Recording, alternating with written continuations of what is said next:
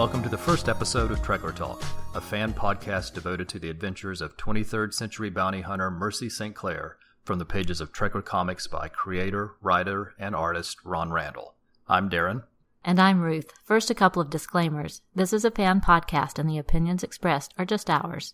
We are not affiliated with Dark Horse Comics, who most often publish the Trekker comic and graphic novels. However, as fans who want to see Trekker continue and grow, we encourage others to purchase Trekker whenever Dark Horse publishes it. We are also not affiliated with creator, writer, and artist Ron Randall, other than being fans of his work and having had the pleasure to meet him at comic conventions in the past, where we found him to be a real gentleman who appreciates his fans. So if you ever have a chance to meet him at a convention, we encourage you to do so. You'll get a good conversation, and he always has a nice selection of prints and original art for sale if you're interested. If you are new to Trekker, you're probably wondering where you can find it. The comic has been published off and on since the late 1980s, but it's actually quite easy to find the stories thanks to the graphic novels and digital collections. First, there's the excellent Trekker Omnibus from 2013. It includes every Trekker story from the original run and is a great place to start. It also has a nice intro by Gail Simone. It is reasonably priced and available in print, or you can download it directly onto your tablet of choice by purchasing a digital copy from either Dark Horse Comics app or the Amazon Kindle store. Another place to visit is Ron Randall's site trekkercomic.com, where he has revived the character with brand new material. He puts up a new page every Monday, and it's the best thing about starting a new week. At the time of this recording, trekkercomic.com has recently started Part 3 of the Jekka storyline, which has been running just over a year. In addition, the first completed story from the trekkercomic.com site has been collected into a graphic novel called The Train to Avalon Bay. As with the Trekker Omnibus, The Train to Avalon Bay is available in print, on the Dark Horse Comic app, and from the Amazon Kindle store. And I can personally say that if you're a Trekker fan from the original run, you will love this new story. It has everything that made you a Trekker fan to begin with. Okay, I think we're just about ready to get into the review portion of the show, but before we do so, let's briefly cover our planned format. We're expecting in each episode that we're going to provide a summary of a Trekker issue and then spend a few minutes discussing it. We'll talk about the story, characters, and art. We'll also talk about influences or connections that we see in the issue. In essence, we're going to talk about all the elements that made us Trekker fans to begin with. However, we hope that over time, this will become an interactive podcast, which means we want to hear your thoughts as well. What do you like? What do you agree with? What do you disagree with? Did we miss something obvious? Do you just have another point of view? Just let us know. Let's try to get social and talk about Trekker. All right, so at the end of this episode, we'll give you some ways to contact us to share your ideas. So send in your thoughts, and we'll include your comments in future episodes.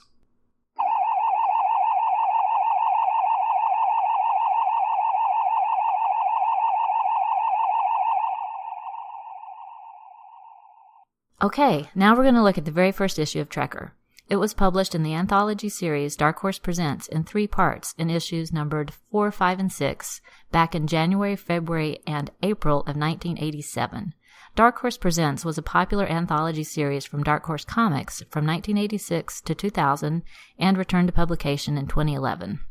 This first Trekker story was originally published in black and white, but was reprinted in the Trekker Omnibus in 2013 with new interior colors by Jeremy Colwell. Letters are by David Jackson, and of course it is written and illustrated by Ron Randall. While the story was split into 3 parts, each part was only 8 pages long, so at the end of the 3 parts we have a 24-page story, which is basically a single issue of a standard comic. So in summary, we're going to cover all 3 parts as a single story. We're going to try to follow this approach in future episodes by generally covering single issues worth of story in each episode. All right, so depending on which version you're reading, the first story may or may not have a cover. However, we're guessing many of you will be reading from the Trekker Omnibus, and you definitely get a cover in that version. You see Mercy in the foreground. A gun is in each hand. One of them is smoldering. There's a futuristic cityscape in the background, including flying ships to establish the sci-fi setting. There's a body on the ground, the apparent recipient of a blast from the smoldering gun in Mercy's hand. There's a distinctive signature in the corner that says Ron Randall. It's interesting to us that 2 of our favorite artists, who are Ron Randall and Mike Grell, both have nice artistically designed signatures. And of course, the 2 have other things in common, including a connection to the excellent Warlord comic that we'll probably talk about sometime in the future.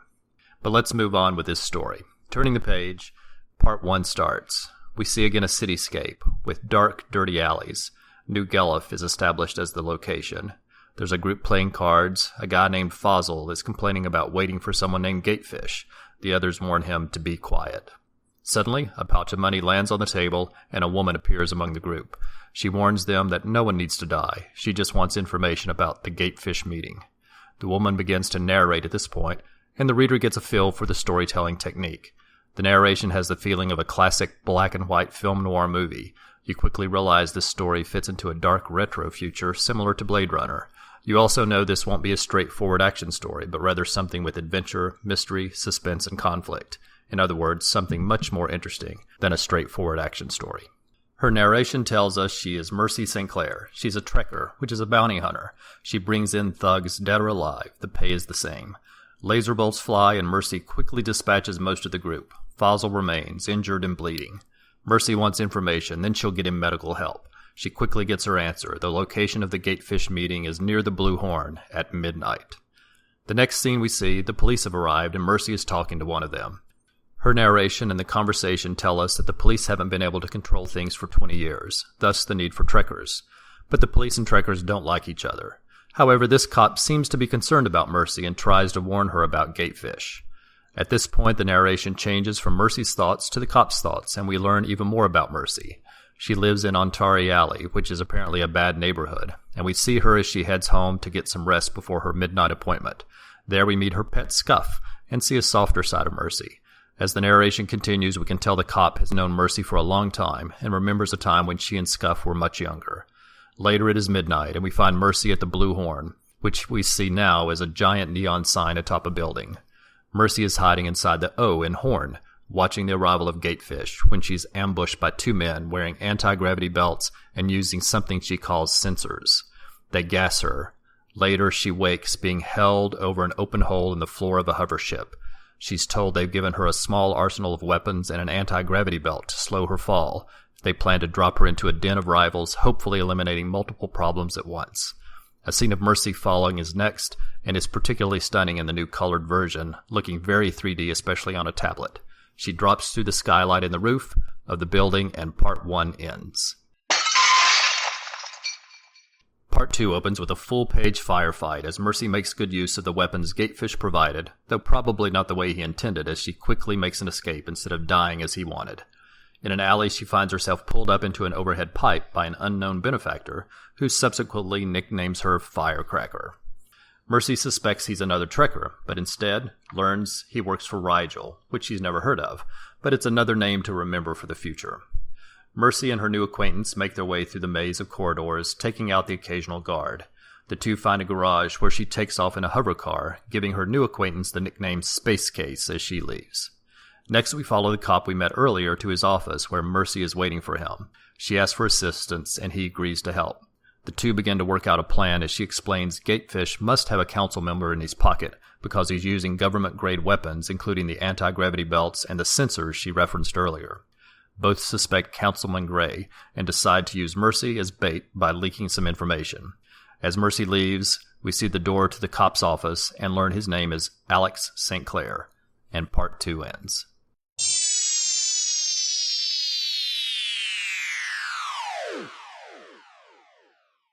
Part 3 opens with Mercy at home again, preparing her weapons and feeding Scuff, the last can of food from an otherwise empty cabinet. Mercy hears a noise at the door and then pulls her weapon as a young woman enters the apartment. Mercy quickly drops her weapon, and we are introduced to Molly, and learn the two are friends and that Molly is a shopkeeper. Knowing Mercy's line of work and knowing she was away, Molly has come to feed Scuff. As Molly leaves, we see the police are in hiding, keeping an eye on Mercy's apartment. As Mercy walks the streets posing as bait, we see a flying car crash land on the street in front of her. As the hiding police scramble to get a view of Mercy in the smoke-filled streets, we see her being pushed into an open grate. Mercy's down for a moment, but is quickly up with her weapons blazing. But it's dark, and she's knocked back down. But she's not staying down and is back up just as quickly, and this time gets her hands on one of her assailants and takes his infrared glasses, giving her a view of the surroundings. This allows her to get the drop on Gatefish. To wrap up the story, we see a conversation sometime later between Mercy and Uncle Alex. It tells us that Gatefish was out of prison in only 2 weeks. Just another example of the world of the trekker. And that's it for the first Trekker story. Okay, so that was the first story. So what did you think about it? Fabulous. I have read this before and was so happy to be rereading and looking at the art again. Yeah, it is a great starting story, I think. What always impressed me about this was that it doesn't have to be an origin story. We don't learn how Mercy became a Trekker, but it still gives us everything we need to know in order to start with the story and follow it going forward. That's a good point. It's like we're just dropped in and see what's going on at that moment in time, and I got caught up in it quickly. So, great starting story. Yeah, it really is. And she makes a great heroine, too. She's matter of fact, to the point, no nonsense, really enjoyable character. So, what did you think of it? Well, character development is one thing that stands out to me, as well as the art. The art is fabulous. Pencils, inks, colors just really bring it to life for me. And the setting. So you've got, the cityscapes and all the different places you get to travel and see. Really enjoyed that. Yeah, I like the settings a lot too. I enjoy his art style that he chose for this, or the setting he chose for it, I guess is the better word, because you get a feel for, well, it's definitely the future. It tells us it's in the 23rd century. We know it's a science fiction story, but at the same time, it sort of feels that it crosses multiple genres because, I say repeatedly, it always makes me feel or think of a film noir type story. It just feels like it has that mood or vibe to it that I really enjoy because I like that genre a lot. I agree with that. And you also were mentioning the art style too. It's nice to see his style, the way the city looks, the way the hover cars look. It reminds me a lot of the classic daily comic strips of Buck Rogers and Flash Gordon, and it has that sort of feel to it, sort of like a pulp or a serial. And I really think Ron Randall's art style reminds me a lot of Alex Raymond's art style, just sort of more of a modern version of it. That's a good point. I had not thought to make that comparison. Yeah, like that. And also, being a fan of like Jules Verne and H.G. Wells novels too, I always think that, this world isn't too far removed from that. You can see elements of that type of sort of retro future as well in this story.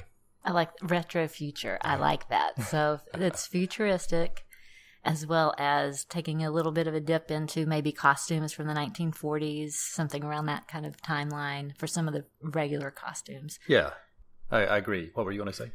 Speaking of costumes, I want to talk a little bit about Mercy St. Clair's costume. I would say that unlike most comic book costumes for females, this one is not overly sexy, skin tight. It is functional and looks great at the same time. It looks like she can move in it easily. You can sometimes see the folds, in the sleeves. Doesn't look too restrictive, so she can do all of the kicking and fighting and blasting that she needs to along the way. There's also, paddings on the knees, elbows, strategic places. So while she's doing her fighting, she's protected. And don't forget, what I really like too is for some added flair, she has a cape which can be gathered around her neck, kind of like a scarf. So it's some kind of thin, lightweight material. But when she needs to, she can release it into the wind, and there's that dramatic effect of it fluttering behind her. Lovely golden, purpley tones. Let's say I'm imagining her against a golden landscape. I see what you're saying there. Yeah, that purple against a golden sunset or sunrise. Yeah, I see what you were thinking. I really agree. I like the costume a lot. I think that shows how forward-looking this comic was, because it certainly didn't sexualize or stereotype Mercy. She is a heroine, and you don't think about the fact of she's a woman in a man's world. She's just a woman in her world, and I always liked that about it. And thinking that this was from 1987 is really nice, and it shows how forward-thinking the story was. One other thing I was just thinking of, too, is certainly not to jump on a bandwagon, but I know steampunk is so popular in this day and age, and certainly you don't get any steampunk elements directly in this story, yet at the same time you could just imagine that world, again, sort of fits in this, and I guess that's the Jules Verne, H.G. Wells sort of elements as well.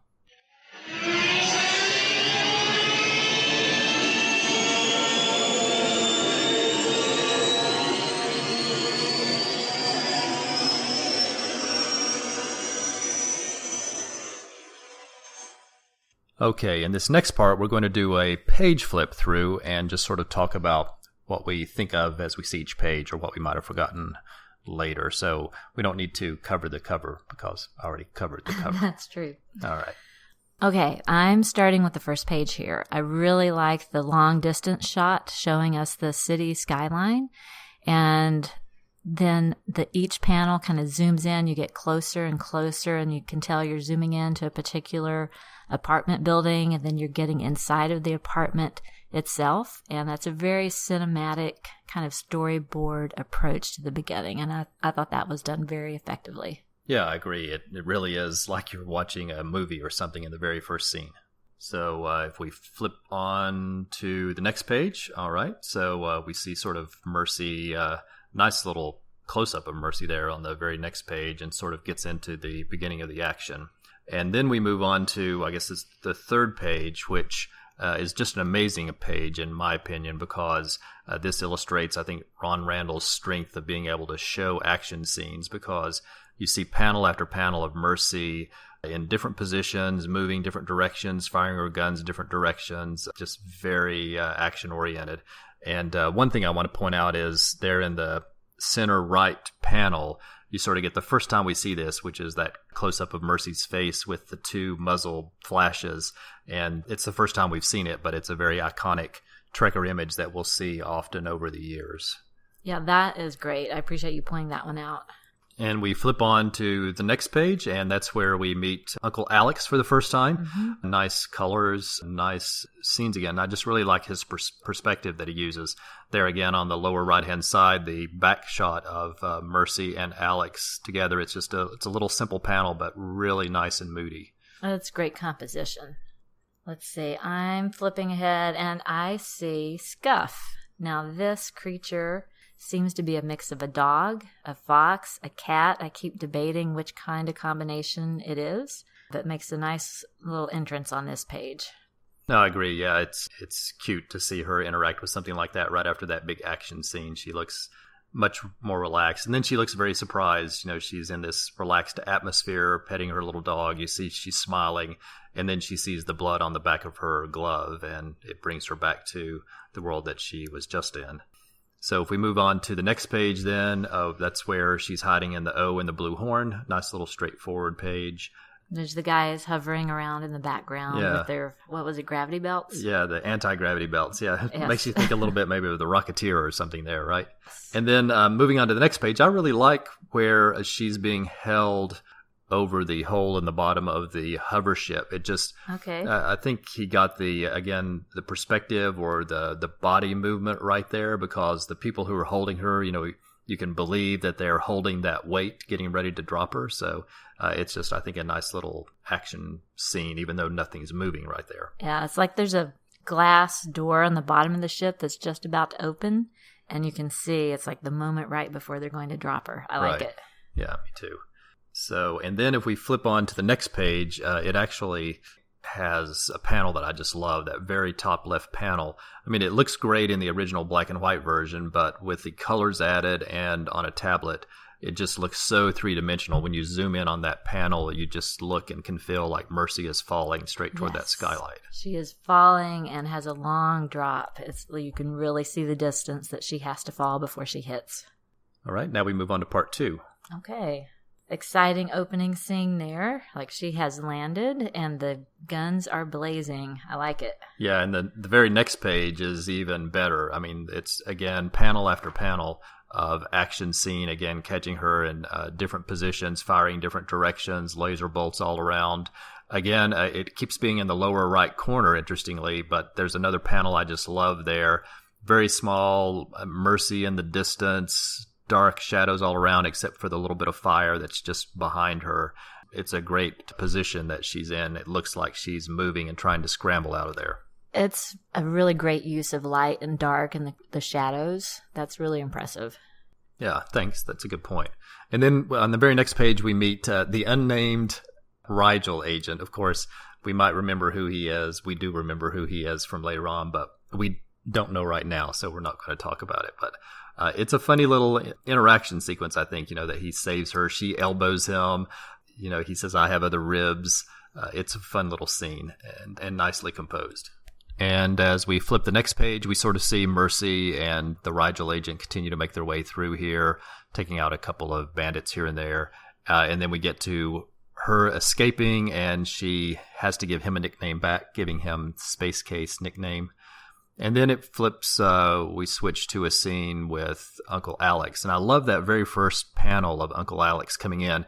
He's just shattered in such a way, and he's sort of slumped in such a way, you just see the weight of everything he has to deal with on his shoulders. I like that. And I think it creates an atmosphere. It's like, there's whispering, there's planning, there's a bit of intrigue, getting ready to, plot and see what they're going to plan between the two of them. Yeah, I like that. I like the shadows in this section. It's like a dark room where, different plans are being laid out. All right. And then let's see, we move on. We get to the last page of page 2, or actually, I guess part 2 actually ends right there where we see Lieutenant Alex St. Clair, and then it flips over to part 3, and we get that nice opener. Yes, this is an incredible opening page here. Okay, now I have the first page of part 3 in front of me, and what is striking to me about this page is the absence of conversation. There are no word bubbles. It's quiet. Mercy is at home. She's got a little bit of time in between waiting for the next event, and just a nice little behind the scenes in the house, what's going on moment. It's interesting. We have a different perspective on that. You're talking about it being quiet. To me, this page seems very suspenseful. It is quiet, but it gives me a sense of suspense. She's having to get her weapon ready, but she also needs to take care of Scuff, and she puts Scuff, first. She pulls out that one lone can of food to feed it, and then she's right down sitting there. That very last panel, she's sitting there all alone with the door in the background and her weapon raised. So I get a feeling of suspense and tension there. So interesting, different take on it. Go on. Moving forward. So we've been waiting, suspenseful, and there is suddenly a noise at the door. So who is there? What's going to happen next? Someone comes in, and it's that interaction with Molly, who has come over, startled her, and they figure out what's going on. So it's a nice little surprise scene as she's coming through the door. Yeah, I like it because you get a little suspense and tension because we don't know Molly yet. We don't know who she is. We don't know what she's coming for. But I like the way he handled it because he doesn't stretch it out and make it unrealistic the way some writers or artists would. You get just a moment of tension, and then you get the immediate release of the fact that, it's her friend Molly, and we get introduced to Molly right away. And we see how nice Molly is because we learn that, she's come over just to look after Scuff, thinking that Mercy isn't home. Mm-hmm. It's well done. Yeah, I agree. And then as Molly leaves, you get to see the police hiding in the background, seeing that they're keeping an eye on Mercy. And that leads into a really nice page of Mercy walking down the street. Again, I just love the cityscapes in the backgrounds here. You see, the dirty fog in the air. You see the hover ships all around. And you get a couple of nice close-ups of people in the background behind Mercy, where you can actually make out facial details. These guys are going to be important. And of course, one of them is following her. And when the hover car crashes, he pushes her down the grate. And she's well dressed and clean. So it's like her costume stands out to me. You got the vibrant purple there against kind of the dirty, smoggy background. Looks nice. I like that. That's a really good point. I hadn't thought about that. And then we get in the very next page, which is one of my favorite pages in the book, which you get that very first panel where Mercy's on the ground, almost like she's kneeling before someone, and you see the shadows that look like bars as though she's in a prison. But she very quickly again proves that she's not typical because she's there just a moment and then she's up and her guns are firing. Mm-hmm. I like that. Guns blazing fast.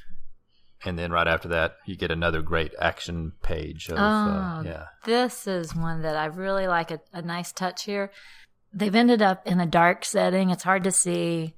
The bad guys have on infrared glasses so that they can see her, but she can't see them. But in all of the struggles and groping around, she manages to grab one of those pairs of glasses and put it on, and they look so cool. It's just this nice, thin band that goes across her eyes and almost looks like it's glowing. It's a nice effect. It is. Yeah, I agree.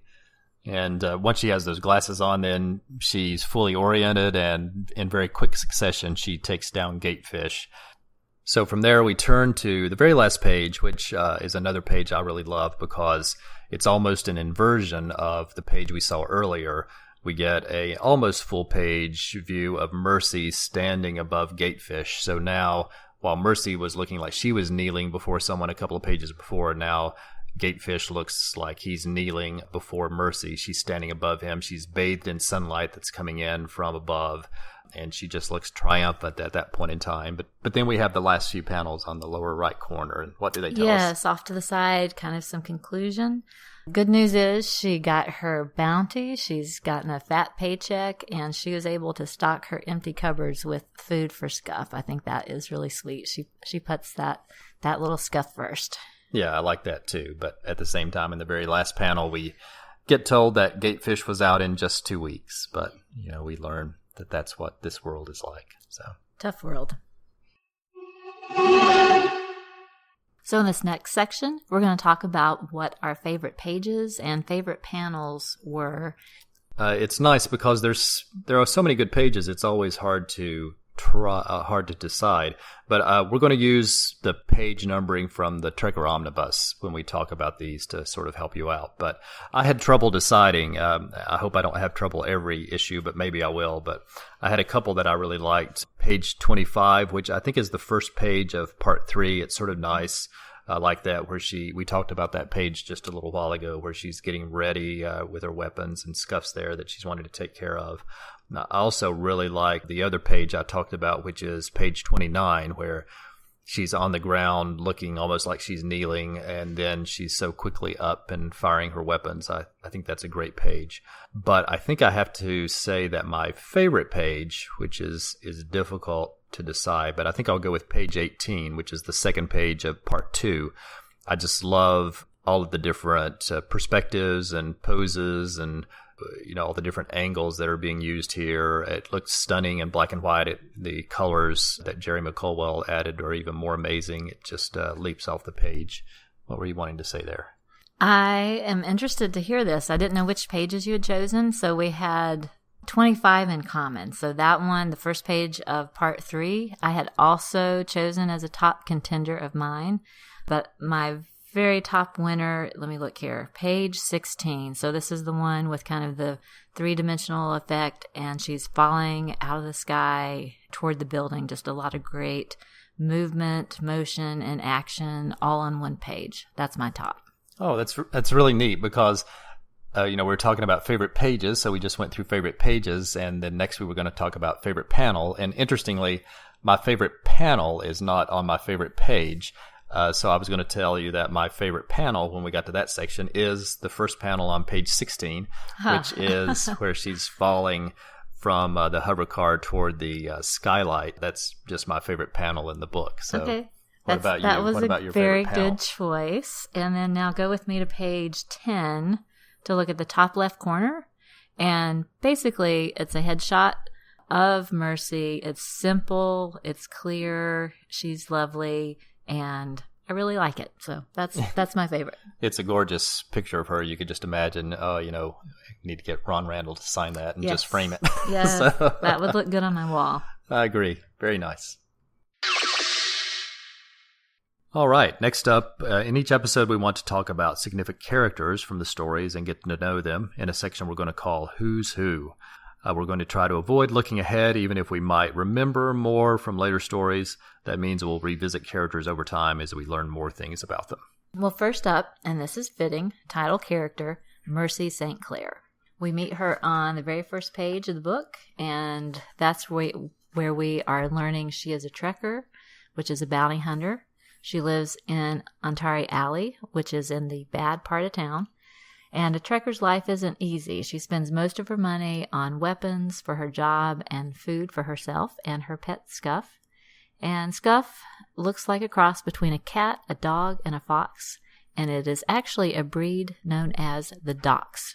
Next, we talk about Alex St. Clair. We know the police and trekkers don't generally like each other, but of course, Mercy's uncle Alex is a lieutenant in the police force, and the two obviously care for each other and looked after each other. We just get hints here, but it's enough to know that something has happened in Mercy's past, but that will have to wait for another story. Molly Sundowner. Molly is a shopkeeper and a friend of Mercy's. While she makes only a brief appearance in this story, we learn that she has a key to Mercy's apartment and she looks after Scuff while Mercy is away, so she's obviously a good friend. And the last character we'll talk about this issue is the unnamed Rigel agent that we meet. We don't know much about him other than he helps Mercy out even though he didn't even know her before. He gives her the nickname, not fire name. He gives her the nickname Firecracker, and she gives him the nickname Space Case. But don't worry, we'll be meeting him again. So the What's Up section is next. This is the part of the show where we want to talk about other things going on and other things that we are fans of. We hope everyone finds it interesting, and maybe there will be other parts of fandom that trekkers fans share that we have in common. Yeah, that's nice just to see. So we have a historic theater not too far from us where we live. It's a combination. It has a performance theater with a stage where they have lots of musical concerts and comedians come in and perform throughout the year. In addition, it has a cinema that specializes in showing independent films as well as retro film festivals. And interestingly, it had a Kickstarter campaign just earlier this year to raise money to install new seats. And since this was the theater's 89th anniversary, they had a donation level of $89, which was a great way to contribute, and we did. At that level of donation, you got some free movie tickets and some free concession coupons. And once the new seats were installed, but before the cinema was back open to the general public, they had a special screening for contributors that were free. And we were able to sit in the new seats, very first ones there, and they were the very seats that we helped pay for. And as a contributor, we had a choice of seeing a few different films. We could have seen E.T., Purple Rain, or Vertigo. And of course, I'm sure anyone who's listening to this podcast could guess that we chose to see Vertigo as many times as we've mentioned film noir.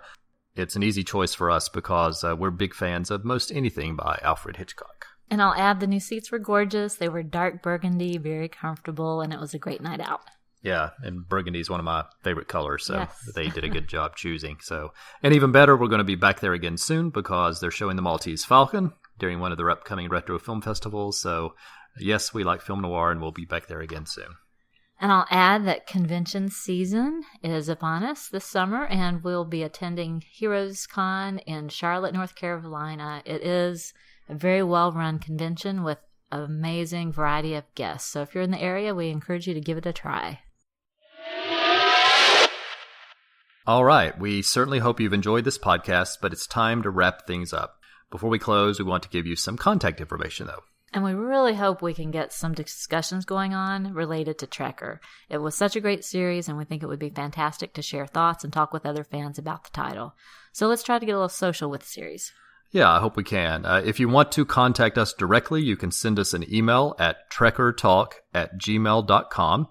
In addition, if you're on Twitter, then message us at @trekkertalk or use hashtag #trekkertalk. And if you have ideas about other hashtags to help spread the word about Trekker, let us know and we'll share them going forward. However, more importantly, we want to encourage you to follow and support Ron Randall on social media. He's the real source of all things Trekker. Well, I'll tell you, a great place to start is trekkercomic.com. That's where he publishes a brand new page of Trekker every Monday, and it really is a great way to start the week. And at trekkercomic.com, you'll also find links to everywhere else you can find Ron Randall from Facebook, Twitter, and Tumblr. And we definitely encourage you to follow him and post to his pages. Let him and other fans know what you think of his new Trekker pages. It would be fun to get some good conversation going about the new material. His Facebook page is a great place to share those thoughts, and hopefully others will share thoughts back. And also on Twitter, it's just a great place for us all to try to chat. Oh, and let me add, at trekkercomic.com, you can also find a link to Ron Randall's Patreon page, where if you want to, you can choose to contribute to him and help support him as he creates this new Trekker material. All right, and last but not least, we want to thank Rob and Shag, who produced the excellent Fire and Water podcast and who gave us words of support and direction when we had the idea to put this show together. The two of them also run great fan blogs. Rob is at aquamanshrine.net and Shag is at firestormfan.com. Thanks for listening, and we hope you'll come back next month for another episode of Trekker Talk.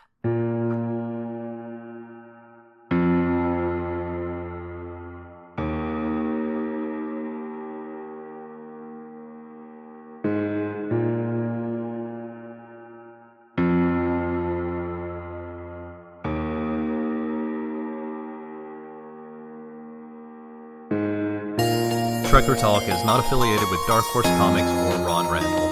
The views expressed on the show are solely ours. Music is taken from the album Royalty-Free Music, Movies and Videos from the Royalty-Free Music Club and the album Various Royalty-Free Songs. Sound effects are taken from the album Cartoon Sound Effects from the Royalty-Free Sound Effects Factory. We make no money from this podcast and no copyright infringement is intended.